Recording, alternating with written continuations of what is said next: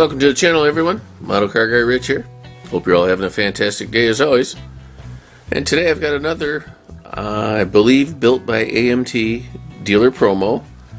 This is a, I don't even know what year this one is. Let me see. This is a 62 Ford Thunderbird.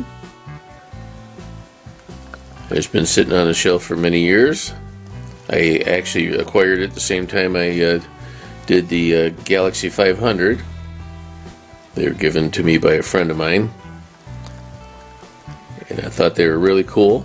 And just like the Galaxy, if you've seen that video, the bottom of the vehicle has all kinds of writing on the bottom, and it's basically telling your consumers about the vehicle.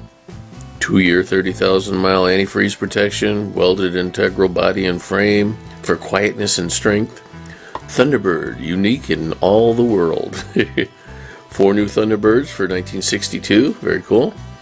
Unique sway swing away steering wheel.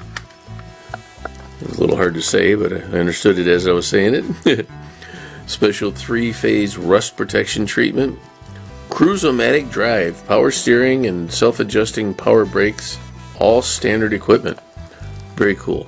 Wider treads. Longer life for the mufflers, aluminized. Very cool. These promo kits were something.